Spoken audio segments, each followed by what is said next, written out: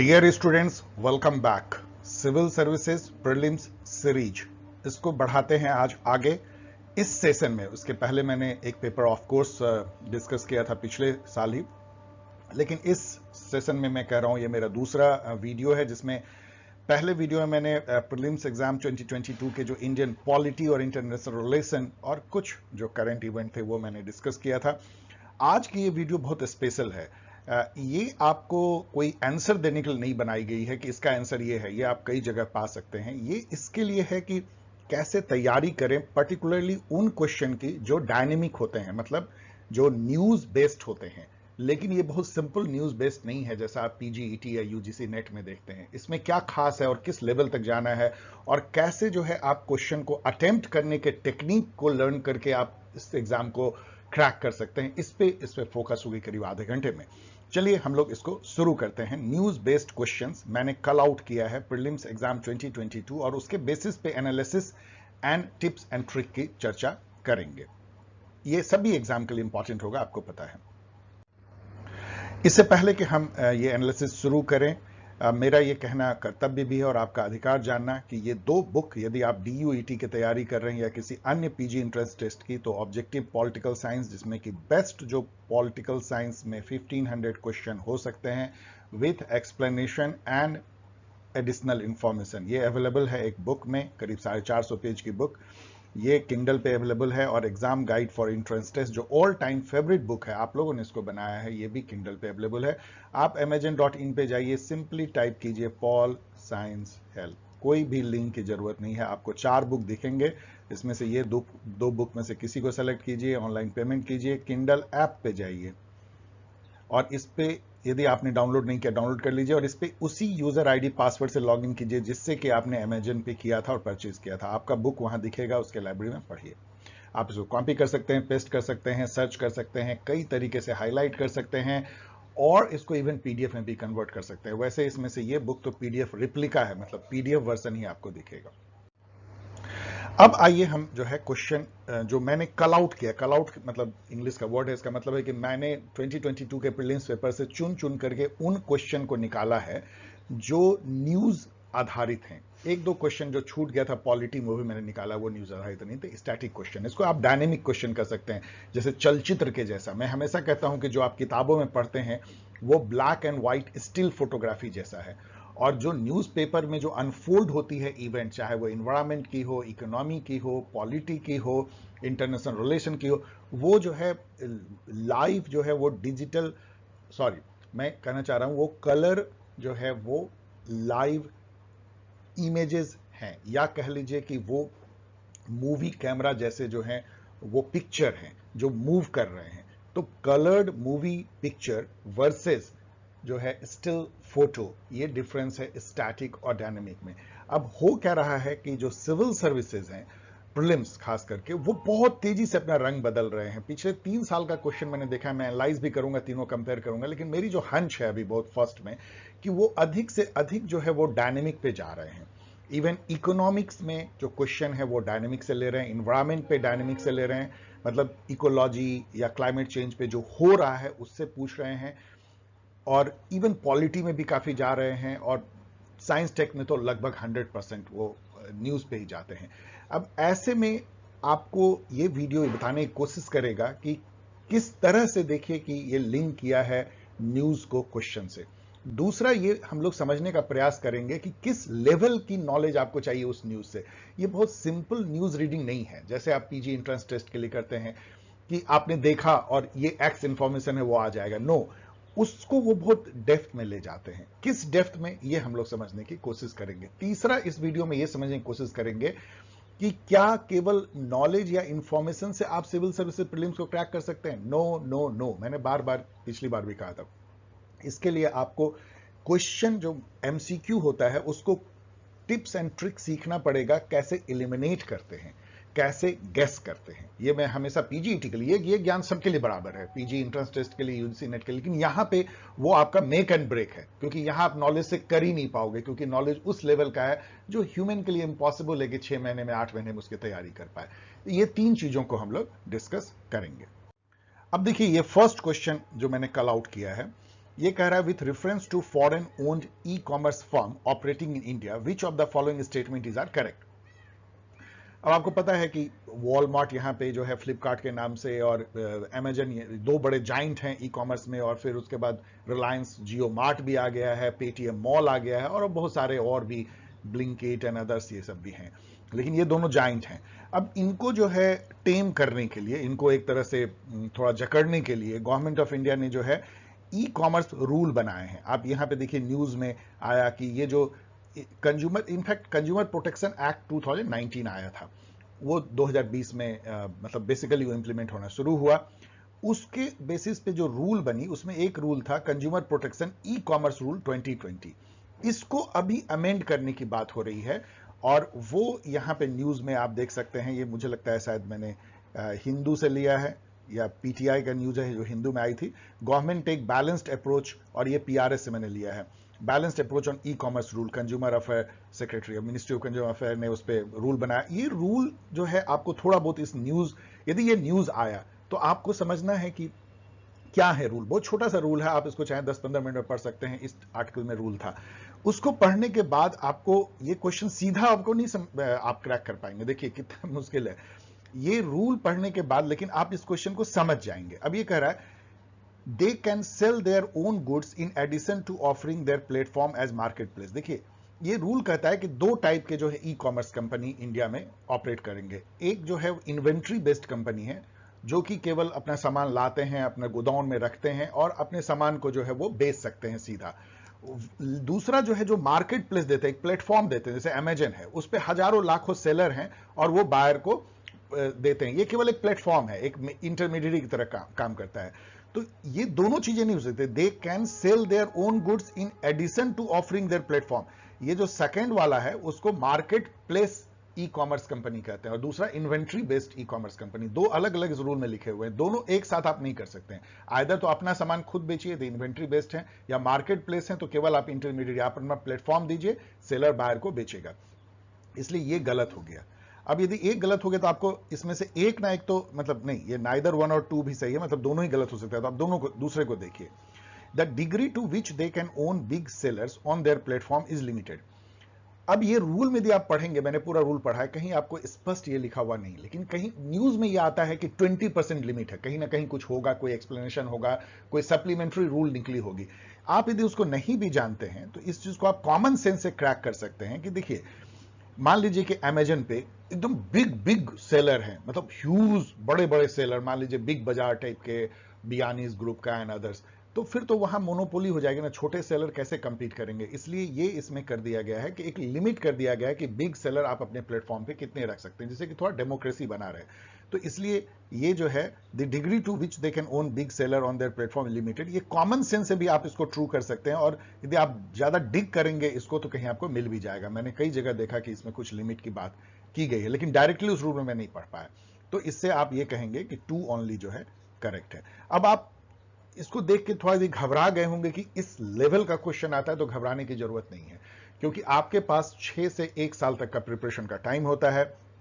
इस तरह के जो क्वेश्चन है वो न्यूज पेपर में दिखते हैं, क्योंकि इस पे इतना न्यूज आया है कि यदि आप सिविल सर्विस प्रीलिम्स की तैयारी कर रहे हैं तो उस न्यूज को छोड़ नहीं सकते। चलिए हम लोग आगे बढ़ेंगे, तब आपको और दिलासा होगी कि कैसे न्यूज से बहुत डायरेक्ट भी आया हुआ, ये तो थोड़ा इनडायरेक्ट है। आगे बढ़िए। अब यहां पे देखिए एक क्वेश्चन पूछा है इनडायरेक्ट ट्रांसफर्स पे। इस पे इतने न्यूज आए हैं पिछले 4-5 सालों में, और पिछले साल तो और ज्यादा। जैसे आप यहां देखिए CNBC का एक न्यूज है, इसका आप डेट देख सकते हैं, अगस्त 27, 2021। एकदम वो राइट टाइम है जब आप प्रीलिम्स के आप 6-8 महीने के न्यूज को देखते हैं। ऐसे कितने ही न्यूज मैंने पढ़ा इस पे गूगल पे। Indirect transfer tax provision to apply prospectively as government withdraw infamous retrospective amendment। इसमें retrospective 1961 से लगाने वाले थे, बहुत ह्यू एंड क्राई हुआ था। अब यहाँ पे जो है इसके बारे में और डिटेल्ड है, और यहाँ पे ये न्यूज से ही मैंने लिया है। ये इनडायरेक्ट ट्रांसफर को एक्सप्लेन करता है। ये क्या कहता है पहले ये समझिए, अभी क्वेश्चन को मत पढ़िए। Indirect transfers refer to a situation where when foreign entities own shares or assets in India, the share of such foreign entities are transferred instead of a direct transfer of underlying asset in India। अब ये Vodafone से ये पूरी कहानी शुरू हुई थी। Vodafone यहाँ पे अपना सब कुछ बेच के चला गया, मतलब वो ट्रांसफर हचीसन को उसने ट्रांसफर कर दिया था वोडाफोन ने। तो वोडाफोन ने अपना शेयर जो है वो मान लीजिए हचीसन, मैं ये मेमोरी से बोल रहा हूं, हचीसन को किया किसको किया देख लीजिए, किसी कंपनी को मान लीजिए उसने बेच दिया, और उसकी शेयर की जो वैल्यू थी वो लिंक्ड था जो इंडिया में उसके प्लांट्स एंड मशीनरीज, उसके जो एसेट्स थे, उसके चलते उसका शेयर का कुछ वैल्यू था। अब इसको इस पर उस, और ये जो ट्रांसफर हुई शेयर की वो इंडियन शेयर मार्केट में नहीं हुई, वो कहीं पे और उन्होंने जो है इंग्लैंड मान लीजिए या न्यूयॉर्क स्टॉक एक्सचेंज में वो शेयर का ट्रांसफर किया। तो उन कंपनी का कहना था कि भाई आपने, हमने इंडिया में तो ये ट्रेडिंग शेयर का किया ही नहीं है, तो आप इस पे कैसे टैक्स लोगे। लेकिन इंडिया का कहना था कि ये तो चीटिंग है, आपकी जो शेयर है उसका जो अंडरलाइन वैल्यू है वो तो हमारे कंट्री में जो आपने इन्वेस्टमेंट किया है उससे लिंक्ड है। यदि आप उस शेयर को ट्रांसफर कर रहे हो तो एक तरह से आप वैल्यू ड्रॉ कर रहे हैं, मतलब इनकम ड्रॉ कर रहे हैं जो आपका एसेट यहां पे है, तो हम इस पे आपको टैक्स लगाएंगे। इसको इनडायरेक्ट ट्रांसफर्स कहा गया। डायरेक्ट ट्रांसफर क्या होता कि वोडाफोन अपना प्लांट मशीनरी जो है हचीसन कंपनी को बेचता, तब तो इंडिया उस पर टैक्स लगाता ही, लेकिन उसके बदले उसने अपने शेयर जिसकी वैल्यू जो ये अंडरलाइंग एसेट है उससे लिंक्ड है, उसको ट्रेड किया एक दूसरे कंट्री में, दूसरे स्टॉक एक्सचेंज में। इस तरह के ट्रांसफर्स को इनडायरेक्ट ट्रांसफर कहते हैं, और अब कंट्री उस पर भी टैक्स लगाने के लिए कोशिश करती है, होस्ट कंट्री। तो इंडिया ने भी वो कोशिश वोडाफोन पे किया, वो मामला सुप्रीम कोर्ट में गया, फिर सुप्रीम कोर्ट ने उसको रिजेक्ट कर दिया, फिर इंडिया ने वो टैक्स रूल को ही, इनकम टैक्स को पार्लियामेंट से चेंज करा दिया, जिसमें कहा गया कि 1961 से रेट्रोस्पेक्टिव लगेगा। फिर बाद में बहुत ह्यू एंड क्राई हुई कि ये एफडीआई नॉर्म के अगेंस्ट हो जाएगा, ग्लोबल इन्वेस्टर नाराज हो जाएंगे, फिर इंडिया ने उसको चेंज करके ठीक है प्रोस्पेक्टिव, अब आगे से लगेगा। ये सब सारी न्यूज जो है बिखरे हुए हैं, बहुत पॉपुलर न्यूज है इनडायरेक्ट ट्रांसफर, इसको आप छोड़ नहीं सकते हैं। तो अब इतना जानने के बाद देखिए ये क्या कहता है कि which one of the following situation best reflect indirect transfer often talked about in media. साफ कह दिया है recently with reference to India, एकदम साफ कह दिया कि न्यूज में ये है। तो इसको जब आप पढ़ेंगे ना तो आप इसे कुछ बहुत टाइम लग जाएगा, सीधा यहां पे आप आइए। A foreign company transfers shares and such share derive their substantial value from assets located in India। ये यही बात कह रहा है जो इस न्यूज में है, पैराफ्रेज करके, कि शेयर का ट्रांसफर हो रहा है, उस शेयर की वैल्यू जो है वो लिंक्ड है उस एसेट से जो होस्ट कंट्री में है। जैसे आपने वोडाफोन के केस में देखा, उसको इनडायरेक्ट ट्रांसफर कहते हैं, डायरेक्ट एसेट ट्रांसफर नहीं है, इनडायरेक्ट ट्रांसफर थ्रू शेयर्स है, and that too in a different country, और उस पर टैक्सेशन की बात है, इसलिए ये सही है। तो ये सब क्वेश्चन आसान बन जाएगा यदि आप एक बार न्यूज को डिग करने लगेंगे। अब यहां पे डिग वर्ड पे ध्यान दीजिए, मैं हिंदी में उसको डुबकी लगाना कहता हूं।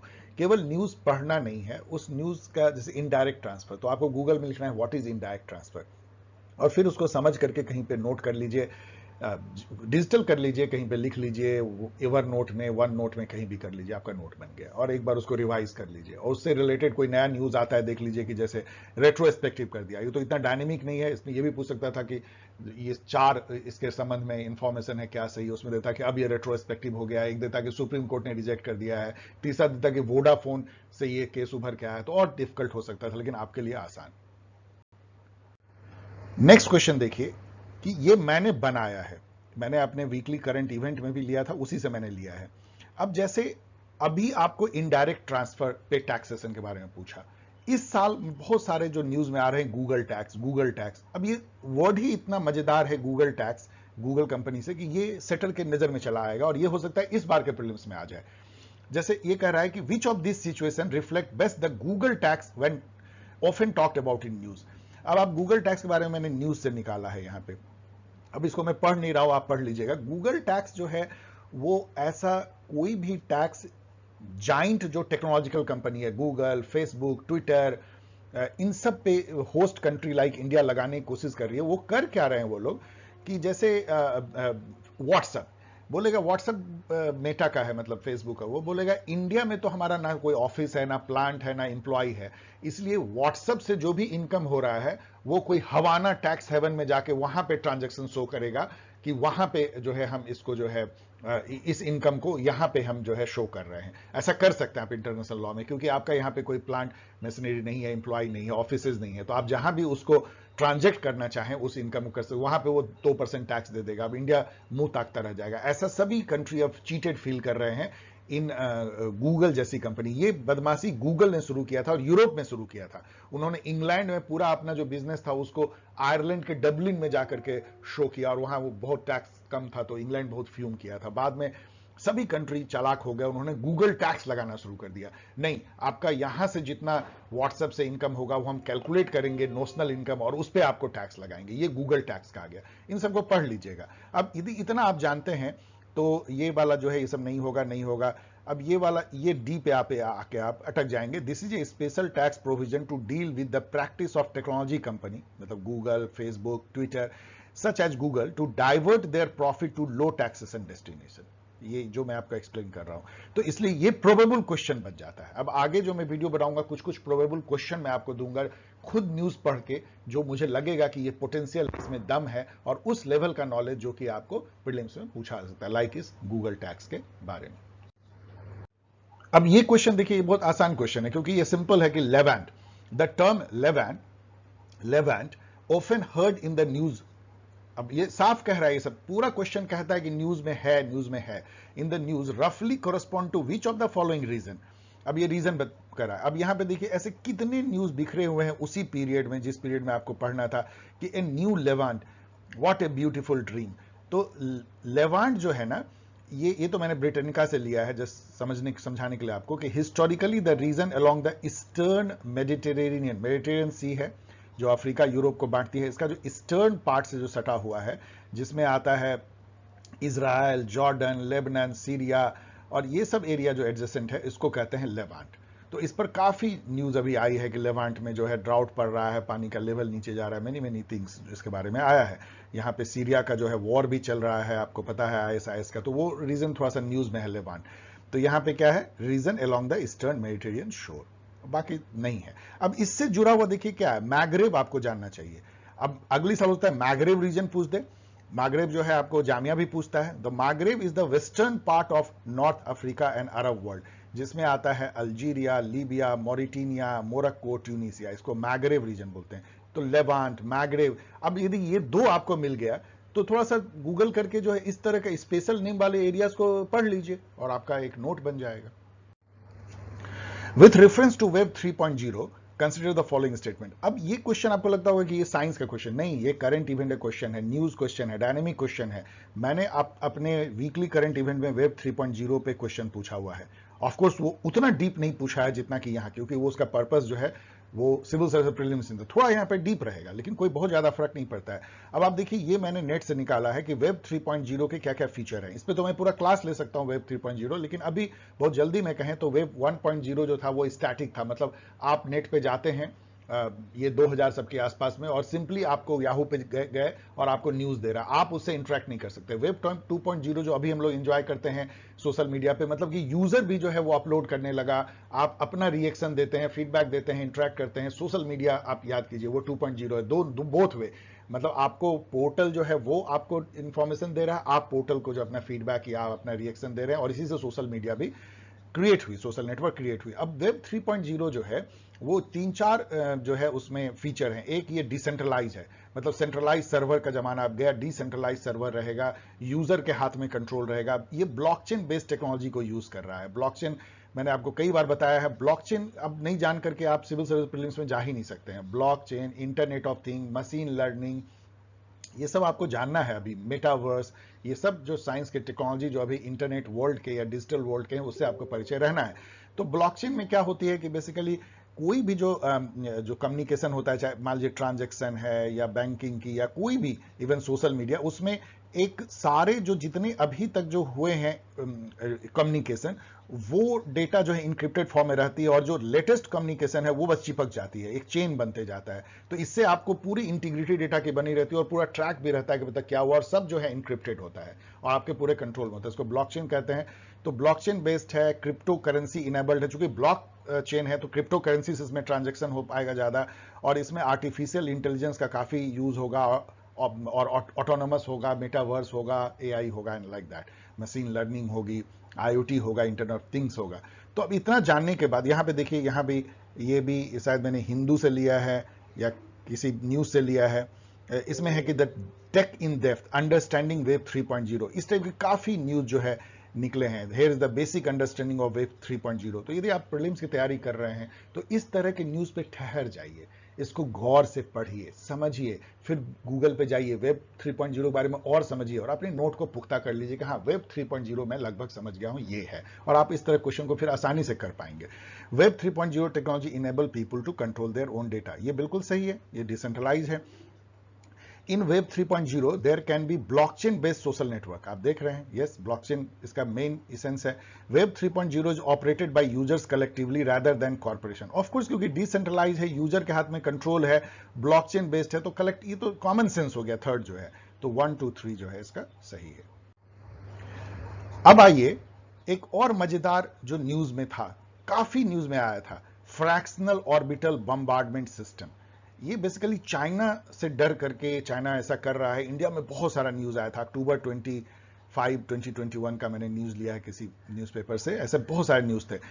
ये और भी कंट्री, रसिया ने भी इसको ट्राई किया। ये बेसिकली क्या है कि अब स्पेस में मिसाइल छोड़ी जाएगी जिसपे न्यूक्लियर बॉम्ब होगा। अब आप उसको कैसे ट्रैक करोगे?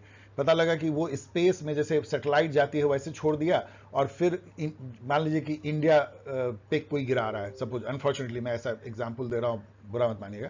तो मान लीजिए कि वो अब स्पेस से है, और जब वो इंडिया के ऊपर आएगा तो वो मिसाइल जो है वो अपना ऑर्बिट से टूट करके और इंडिया पे गिरेगा और टारगेट पे। मतलब कितनी खतरनाक हो सकती है, किसी भी कंट्री पे ऐसा हो, क्योंकि उसको ट्रैक करना मुश्किल है।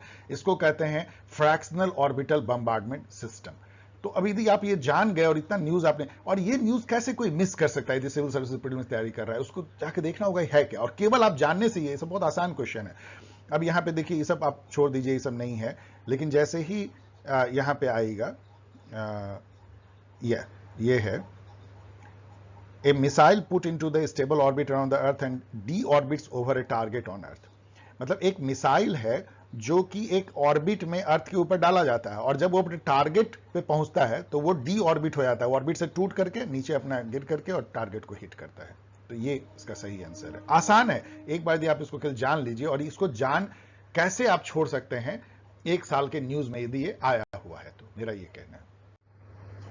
अब यहां पे देखिए, एक बड़ा मजेदार आपको इससे इंसाइट मिलेगा किस लेवल तक आपको पढ़नी है। हम लोग सभी जो है कोविड-19 से गुजरे हैं, उसके जितने वैक्सीन है उसके बारे में सब आप लोग जानते हैं कि कोविशील्ड है, स्पुतनिक 5 है, कोवैक्सीन है, ये सब जानते हैं। लेकिन इस लेवल से काम नहीं चलेगा। आप ये भी जानते होंगे कि ये सीरम इंस्टीट्यूट ने प्रोड्यूस किया है, उससे भी वो काम नहीं चलेगा। स्पुतनिक जो है रसिया से आया है, कोवैक्सीन जो है भारत बायोटेक ने बनाया, इससे नहीं चलेगा काम आपका। आपका सिविल सर्विसेज में जब ये न्यूज आता है तो इस तरह का न्यूज आपको पढ़ना पड़ेगा। व्हाट आर द न्यू कोविड-19 वैक्सीन प्लेटफॉर्म्स, तो आपका ध्यान जाना चाहिए, अरे ये तो आ सकता है सिविल सर्विस प्रीलिम्स में प्लेटफॉर्म। तब जब आप पढ़ेंगे तो आपको इस तरह का न्यूज मिलेगा कि Covishield uses viral vector technology. ये वैसे बहुत बड़ा न्यूज नहीं है, ये तो इवन पीजीईटी के लिए स्टूडेंट ने पढ़ा है, बच्चों ने पढ़ा है। वायरल वेक्टर टेक्नोलॉजी यूज करते हैं, while Pfizer and Moderna vaccine are based on messenger RNA और mRNA. Vaccination in western countries have been built led by mRNA. तो जितना वेस्टर्न वर्ल्ड में बना है वो मैसेंजर आरएनए टेक्नोलॉजी में बना है, और जो इंडिया में बना है वो वायरल वेक्टर टेक्नोलॉजी बना है। और जो कोवैक्सीन है वो भी इसी न्यूज में लिखा हुआ है, वो जो है इनएक्टिवेटेड पैथोजेन पे बेस्ड बना है। यहां पे लिखा हुआ है कि ब्रॉडली 4 टाइप का प्लेटफॉर्म यूज होता है, एक है एमआरएनए, एक है वायरल वेक्टर, एक है इनएक्टिवेटेड वायरस जो कि कोवैक्सीन ने बनाया, और दूसरा प्रोटीन बेस्ड प्लेटफॉर्म, वो इंडिया में है नहीं। अब जब आपने देख लिया कि कोवैक्सीन कोविशील्ड जो है वो वायरल वेक्टर टेक्नोलॉजी है, तो यहां लिखा है कि कोविशील्ड जो है वो एमआरएनए प्लेटफॉर्म यूज करता है। बिल्कुल गलत है, एकदम सिंपल इंफॉर्मेशन, आप इसको गलत कर दिए। अब देखिए ट्रिक, देखिए 1 हो गया गलत। अब यहां ऑप्शन पे आइए, ऑलवेज पहले ऑप्शन देखिए फिर यहां पढ़िए। एक बात ध्यान रखिए स्टूडेंट, सिविल सर्विसेज प्रीलिम्स हो चाहे पीजीईटी हो यूजीसी नेट, पहले ऑप्शंस देख लीजिए और फिर ऑप्शन को पढ़िए। उल्टा क्यों? इस ऑप्शन को पढ़ने से आपको पता लगेगा या तो 2 सही है या 3 सही है, इसका मतलब एक ही गलत इसमें है, आप ये समझ लीजिए। और आपको एक गलत मिल चुका है, तो आपको इसको पढ़ने की भी जरूरत नहीं, मत पढ़िए इसको।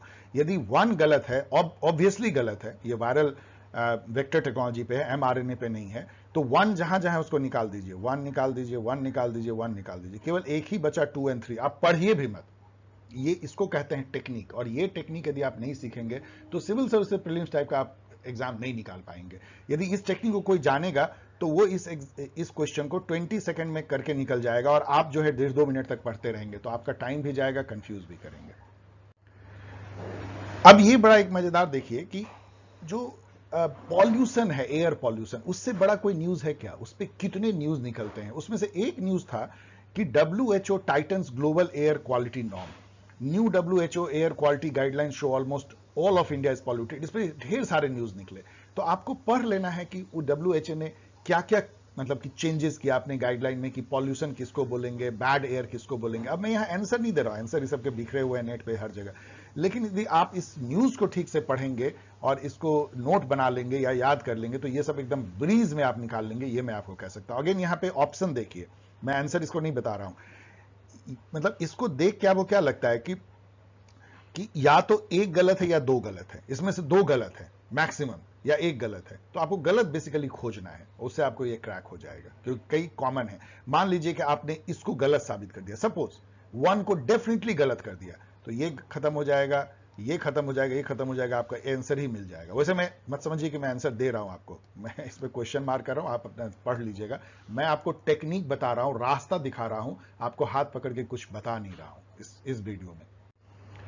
With reference to Gucci, sometime mentioned in the news, consider the following। अब ये आपको लगेगा बड़ा awkward क्वेश्चन है। नो, ये गुची पे जो है बहुत सारे न्यूज आए थे उस बीच में। इसका आप देखिएगा 1 अप्रैल 2022 को है, और ऐसे कई न्यूज मैंने जब नेट पे खोजा तो गुची से मिला हुआ है।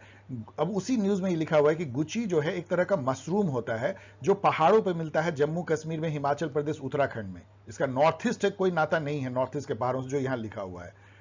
तो it is commercially cultivated in Himalayan foothill तो है, लेकिन नॉर्थ ईस्टर्न इंडिया नहीं, नॉर्थ वेस्टर्न इंडिया, इसलिए ये गलत हो गया। यदि 3 गलत हो गया तो पहले तो इसको हटा दीजिए, इसको हटा दीजिए। अब केवल निकला 1 and 2। इसका मतलब है कि हमको केवल ये देखना है, 1 तो दोनों में कॉमन है, तो 1 तो अपने आप सही हो गया, फंगस है। और अब 2 सही है कि नहीं, केवल ये देखना है। It grows in some Himalayan forest area, ये है हिमालयन फॉरेस्ट एरिया में ग्रो करता है, ये लिखा हुआ है यहाँ पे। इसमें बहुत सारी समस्याएं भी कि आजकल कम होते जा रहा है, उससे ट्राइबल लोग जो चुनते थे, ये नेचुरली ग्रो करता है, उनकी इनकम भी घट रही है। इसको करने के लिए सरकार कुछ उपाय भी कर रही है। तो 1 and 2। अब ये तो मैंने जो पिछले जो मैंने वीडियो बनाया था उसमें ये छूट गया था। ये बहुत आसान क्वेश्चन, IR का आसान क्वेश्चन है। ये मैंने तो अपने PGET 1500 क्वेश्चन में भी इसको इंक्लूड किया है कि इसमें से इंडिया किसका मेंबर है। ये बहुत आसान है, क्योंकि एशियन इंफ्रास्ट्रक्चर इन्वेस्टमेंट बैंक जो चाइना ने फ्लोट किया था उसका भी इंडिया मेंबर है, MTCR का भी मेंबर है, और संघाई कोऑपरेशन ऑर्गेनाइजेशन जिसकी बैठक अभी समरकंद में हो रही है, 14-15 सितंबर को मोदी जी वहां जा रहे हैं उज्बेकिस्तान में। ये भी एक अलग न्यूज है जिसपे पूछा सकता है, उसके भी मेंबर है। तो ये 1 2 3। अब यहां पे देखिए बहुत ही मजेदार टर्म भी आपको पता लगेगा। यदि आप सिविल सर्विस प्रीलिम्स दे रहे हैं तो आपके लिए बहुत ज्ञान भी मिलेगा, और इस तरह के जो टर्म है वो इकोनॉमिक, उसको जानने का भी आपको शौक आएगा। देखिए क्या है, ये नॉन फंजिबल टोकन के बारे में है। अब ये एक इंस्ट्रूमेंट है, जैसे कि क्रिप्टो करेंसी एक इंस्ट्रूमेंट है, उस मतलब उसको बेचा खरीदा जाता है बाजार में। नॉन फंजिबल, पहले तो ना फंजिबल वर्ड को समझिए, अभी क्वेश्चन भी मत पढ़िए। फंजिबल का मतलब क्या होता है कि जब दो चीजें बिल्कुल एक जैसे हों, जैसे कि मान लीजिए कि 1 किलो आलू जो है आपने एक जगह से खरीदा, और उसके बाद उसमें 1-2 आलू सड़ा निकल गया, तो आप जब दूसरे दिन जाएंगे तो आपको वो दूसरा 1 किलो आलू दे देगा। आपको कोई फर्क पड़ेगा क्या? क्योंकि वो आलू 1 किलो जो आपने खरीदा और दूसरा आलू जो दिया एकदम फंजिबल है। लेकिन जरा आप यहाँ पे सोचिए कि एक आर्ट का पेंटिंग आपने खरीदा, और उस पेंटिंग कहीं से क्रैक हो गई, और आप उस दुकान पे जाइए, आर्ट गैलरी में बोलिए कि हमको दूसरा दो, और दूसरा कोई पेंटिंग आपको दे देगा, तो क्या आप एक्सेप्ट करेंगे क्या? वो फंजिबल नहीं है। कमोडिटी फंजिबल होते हैं, चीनी आपने 1 किलो लिया, 1 किलो दे दिया। इंप्लॉय जो लेबर होते हैं फंजिबल होते हैं, एक्सपर्ट फंजिबल नहीं होते हैं। आपका एक एक्सपर्ट चला जाएगा, दूसरा एक्सपर्ट उसको रिप्लेस तुरंत नहीं कर पाएगा। लेकिन यदि 4 लेबर चला गया जो ईटा उठा रहा है, तो दूसरे 4 लेबर आके कर लेंगे, क्योंकि फंजिबल है। मतलब फंजिबल आइटम वो होते हैं जो रिप्लेसेबल हैं, कोई फर्क नहीं पड़ता कि एक्स है या वाई है। फंजिबल, नॉन फंजिबल मतलब कि फर्क पड़ता है। ये जानना इस क्वेश्चन के लिए बेहद जरूरी है। नॉन फंजिबल टोकन, टोकन मतलब है कि ये रियल नहीं है। नॉन फंजिबल टोकन क्या है? कि इंस्ट्रूमेंट है।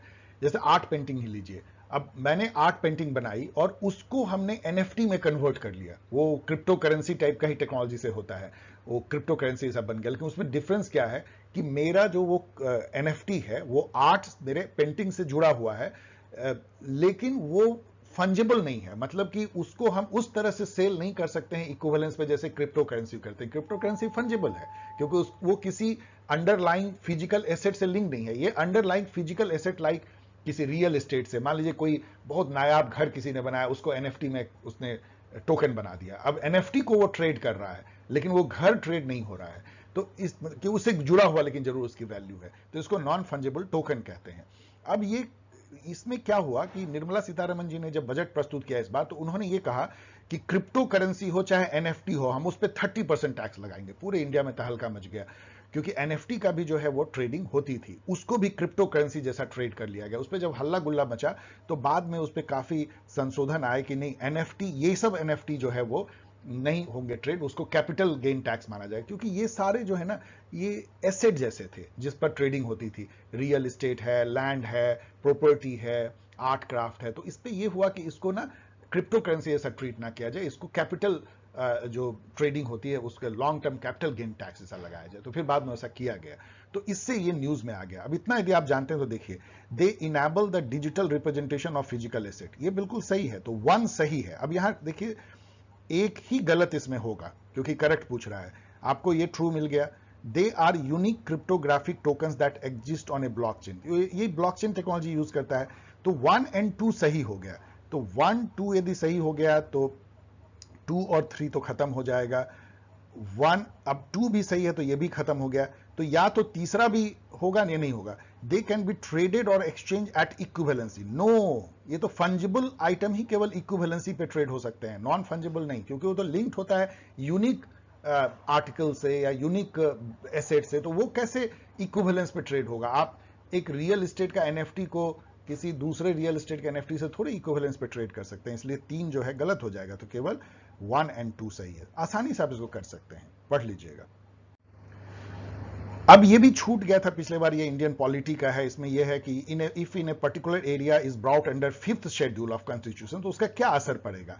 ये क्वेश्चन थोड़ा डीप है, आप कंफ्यूज कर सकते हैं, बहुत आसानी से कर सकते हैं। 5th शेड्यूल बहुत छोटा सा है, यदि आप सिविल सर्विसेज प्रीलिम्स दे रहे हैं तो आपको लाइन बाय लाइन पढ़ना चाहिए, लेकिन उसके बाद भी आप कंफ्यूज करेंगे इसमें। क्यों करेंगे, क्योंकि इसको तो छोड़ दीजिए, यही सही आंसर है, लेकिन इसको देखिए, this would create a local self governing body. आपको याद रखना चाहिए कि 5th शेड्यूल एरिया में कोई लोकल सेल्फ गवर्निंग बॉडी नहीं होती, ट्राइबल एडवाइजरी काउंसिल केवल होता है, और गवर्नर अपना एक एनुअल रिपोर्ट जो है प्रेसिडेंट को भेजते हैं, और इस यूनियन जो है उसका अधिकार हो जाता है कि जो 5th शेड्यूल एरिया है उस स्टेट में, उसके लिए एडमिनिस्ट्रेशन के लिए डायरेक्शन वो स्टेट को दे सकता है। बस यही सब प्रोविजन है, वहां सेल्फ गवर्निंग ये 6th शेड्यूल में है जहां ऑटोनमस डिस्ट्रिक्ट काउंसिल बनती है, तो ये गलत है। This would convert that area into union territory, तो ये तो बकवास मतलब है, मान लीजिए मतलब क्रूड स्टेटमेंट है, तो ये तो आपको हेल्प कर दिया। The state having such area would be declared special category state, ऐसा कुछ नहीं है, तो बस एक ही बच जाता है। ये भी बहुत स्पष्ट नहीं है, लेकिन गवर्नर जो है वो वहां रूलिंग दे सकता है कि ट्राइबल लैंड जो है वो ट्रांसफर नहीं होगा, उसको प्रिजर्व करने के लिए, नॉन ट्राइबल को नहीं होगा। ऐसे कई जो है 5th शेड्यूल एरिया ने, झारखंड, छत्तीसगढ़, इन लोगों ने ऐसा जो है रूल बनाया है, तो इसलिए ये थोड़ा सा कंफ्यूजिंग है, लेकिन ये चूंकि तीनों एकदम स्पष्ट है कि नहीं है, इसलिए ये आसानी से आप क्रैक कर सकते हैं। Indian polity. अब यहां पे देखिए, आपको टी बोर्ड के बारे में पूछ रहा है, आप सोचेंगे अरे टी बोर्ड कहां से, मतलब कहीं से भी टपक पड़ता है क्वेश्चन, क्या हम सारे बोर्ड के बारे में जानेंगे, स्पाइस बोर्ड के बारे में, कॉफी बोर्ड के बारे में, कोकोनट बोर्ड के बारे में कितना जानेंगे। नहीं, टी बोर्ड जो है वो न्यूज में था, इसीलिए पूछा गया है। इसमें क्या हुआ कि tea board proposes to replace old act for benefit of the industry. जो ये टी बोर्ड है वो 1953 के एक्ट में बनी है, टी एक्ट 19, बहुत ओल्ड हो गया है, उसमें कुछ चीजें बदलने की जरूरत है। जब ये बदलने का ये एक्ट आया तो न्यूज बन गया, और जैसे ही टी बोर्ड पे ये न्यूज आया तो आपको सिविल सर्विसेज प्रीलिम्स तैयारी यदि आप कर रहे हैं तो टी बोर्ड के बारे में गूगल में डाल के पढ़ लीजिए, विकीपीडिया पे, कि टी बोर्ड जो है एक एक्ट से बना है, वो तो यही बता रहा है। दूसरा कि इसका हेडक्वार्टर कहाँ है, इसका कंपोजिशन क्या है, इसके फॉरेन में इसका रोल क्या है, इसके क्या फॉरेन में ऑफिस कहाँ हैं, बस। और देखिए कितना आसानी से बन जाएगा, इसी में लिखा हुआ है कलकत्ता बेस्ड ऑर्गेनाइजेशन है। तो tea board is a statutory body. Statutory body कौन होता है, जो एक्ट से बनता है, तो ये सही है। अब 1 सही है, तो यहां पे और देख लीजिएगा कुछ और होगा, तो एक तो ये सही है, तो 1 वाला सही है। अब ये इसमें ये खत्म हो गया, क्योंकि 1 सही है और इसमें 1 नहीं है, तो ये तो खत्म हो गया, तो यहीं पे ये सही हो जाएगा, लेकिन दूसरा कोई और होगा। It is a regulatory body attach to the ministry of agriculture, no, ये मिनिस्ट्री ऑफ कॉमर्स में आता है टी बोर्ड जो है, तो ये गलत हो गया, 2 गलत हो गया, तो ऐसे भी गलत हो गया। The tea board headquarter is situated in Bangalore, no, ये कलकत्ता में सिचुएटेड है, इसका रीजनल ऑफिस 2 जगह भी जान लीजिए, जोरहाट असम में और कुन्नूर तमिलनाडु में, तो ये भी गलत हो गया। तो ये one, the board has overseas office in Dubai, चूंकि चौथा ऑप्शन जो है 1 और 4 था, 3 तो गलत हो गया, तो ये भी गलत हो गया, तो चौथा ऑप्शन वैसे ही सही हो जाएगा और वो सही भी है, आपको जानना भी नहीं है क्योंकि वही एक बच जाता है आसानी से। अब आइए एक और टर्म जो न्यूज में था, ग्रीन वॉशिंग, कई जगह न्यूज में आया, calling out the green washing trend, green washing is a fad, green washing गलत है, green washing green washing. Green washing यहां पर देखिए पिक्चर से भी दिखा रहा है, ग्रीन वॉशिंग नेचुरल है, ऑर्गेनिक है। बेसिकली ये ना एक मजाक बना के रख दिया है, ये जो बिग मॉल और जो कंपनीज होते हैं अपने प्रोडक्ट को, ये वो कहते हैं कि ये ग्रीन है, ऑर्गेनिक है, इसमें कार्बन फुटप्रिंट नहीं है, इसको खरीदो, ये करो। और उसके पीछे जो बनने में इतना ज्यादा कार्बन खर्च होता है, इतना ट्रांसपोर्ट, जैसे कि एक एग्जांपल है कि अब रिसाइकिल करने के लिए आपको सबको डब्बे मंगवाइए प्लास्टिक का, और उसके लिए ह्यूज अमाउंट ऑफ जो है ट्रांसपोर्ट आएगा, और वो जो है डीजल जलाएगा। तो जितना वो रिसाइकलिंग से कार्बन फुटप्रिंट कम होगा, उससे ज्यादा फॉसिल फ्यूल जल गया उसको ढो के लाने में। तो ये ग्रीन वॉशिंग है, इस टाइप का जो अटेम्प्ट होता है, मतलब कि व्हाइट वॉश बोलते नहीं है, आई वॉश जो बोलते हैं, उससे है कि अब धोखा देने का है। ग्रीन वॉशिंग मतलब आप ग्रीन टेक्नोलॉजी का ढोंग करते हैं, लेकिन उसके पीछे जो है वो एकदम ही ग्रे टेक्नोलॉजी है। तो यहां पे आप जब पढ़ेंगे तो यहां अटक जाएंगे।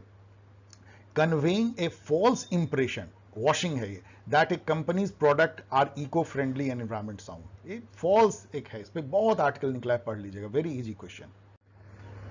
अब ये देखिए एक क्वेश्चन था बीडी बीडी। आप बोलेंगे अरे भाई कहां से टिपक पड़ता है बीडी बीडी, कहां है? बीडी बीडी न्यूज में था, हिंदू में भी आया है। In world's largest refugee camp youth set out kicks, and बहुत सारे न्यूज मैंने देखे। बीडी बीडी जो है युगांडा में जो है वो सेटअप किया गया है, यूएन के हेल्प से जो है वो रिफ्यूजी कैंप सेटअप किया गया है। साउथ सुडान से वहां भाग करके लोग आए हैं। तो ये गलत है क्योंकि कीनिया नहीं युगांडा में है, तो 1 गलत है। अब यदि 1 गलत है तो 1 तो खत्म हो गया। अब यहां पे देखिए some people who fled from South Sudan, ये आए हैं, तो ये सही है क्योंकि ये साउथ सुडान से भी, यहीं पे लिखा हुआ है साउथ सुडान से आए हैं, तो ये ट्रू है। और 2 यदि ट्रू है तो 3 के साथ या तो ये होगा या ये होगा। Some people who fled from civil war in Somalia live in, देखिए 3 ओनली जो है ये तो हो नहीं सकता है क्योंकि आपने देख लिया कि 2 सही है, इसका मतलब ये हट गया। और या तो 2 ओनली होगा या 2 और 3 होगा, बस यही है। तो आप इन दोनों में चुन सकते हैं, आप खोज लीजिएगा, ये भी मोस्ट प्रोबेबली सही है, आप खोज लीजिएगा, मैं आपको आंसर नहीं बता रहा हूं। बट इस तरह से आप देख सकते हैं कि कैसे न्यूज कैसे रिलेट होते हैं, और थोड़ा सा न्यूज में डीपर जाने से कैसे आपकी आंखें खुल जाती है, कैसे आप अपना नोट बना लेते हैं और किस तरह से आप क्रैक कर पाते हैं।